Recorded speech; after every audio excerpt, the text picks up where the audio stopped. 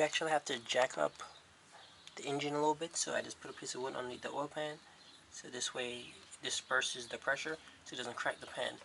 Just want to put this in there just to be snug, because you will have to take this off just to take the whole thing, just to jack it up a little bit. So in order to take out the ram mount, there's 2 screws at the top. It says 17. That goes over the cover. That takes this little piece out. Once you can take that out, you can get access to the main bolt that's holding the bracket to the mount.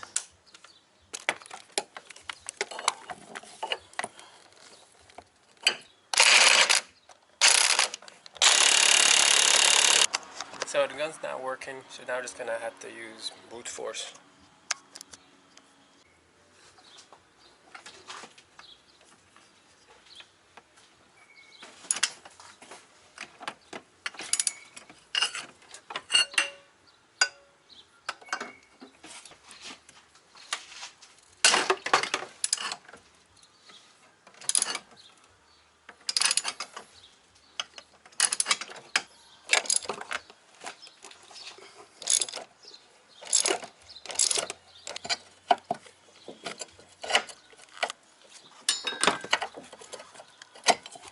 It's a little cumbersome, but you can get it out. Okay, this is the bracket.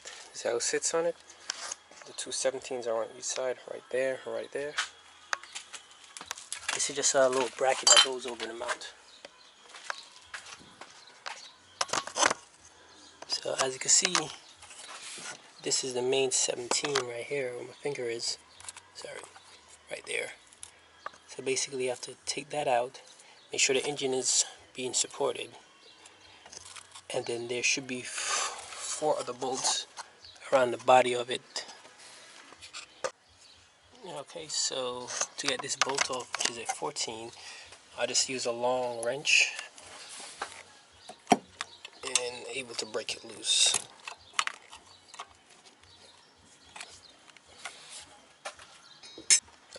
Now it's jacked up, the bolt is removed.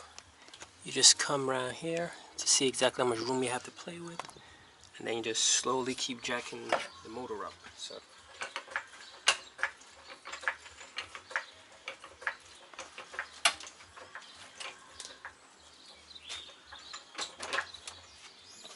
okay, you do that a little bit, so now it is no longer resting on the actual bracket. So this way you can just slide the mount out towards the back. Like that. It's not a lot of room, but it's enough to get you to wiggle it out.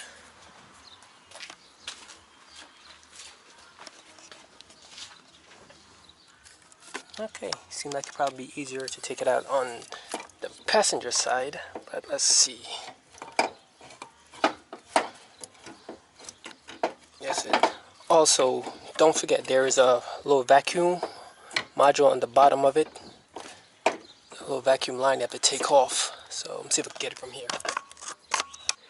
The actual motor will come up, give you enough room so you could just wiggle out the one in the back.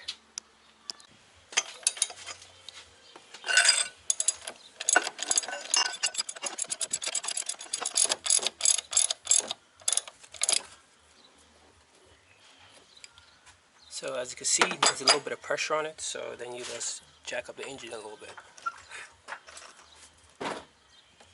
There you go, that just slides right out.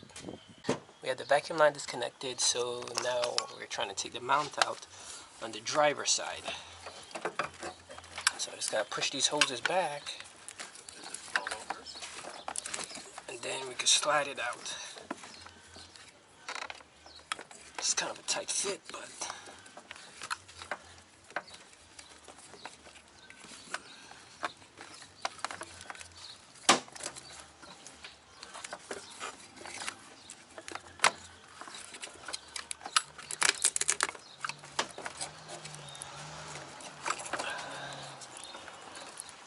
push the lines out the way,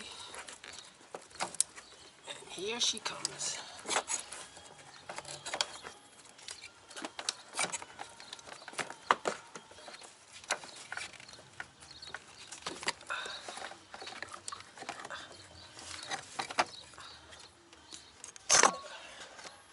So here she is, guys. That's the rear mount. As you can see, she was already broken. So yeah. So now we're just going to take off this little rubber insert.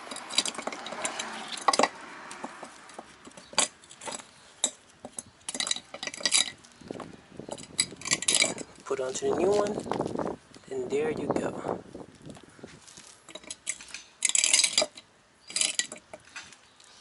Alright guys, so here is the new mount with the little rubber inserts over it. Here's the old one, damaged and broken.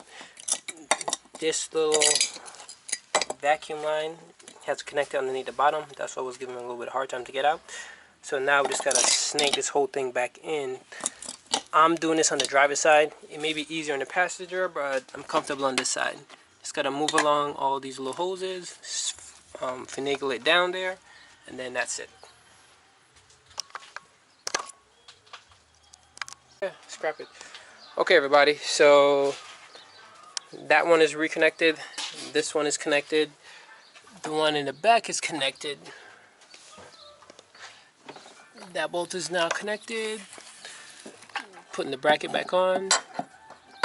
And that is a 17 millimeter that holds these two, this little frame down.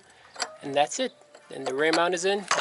Just reinstall the strut bar, and that's it.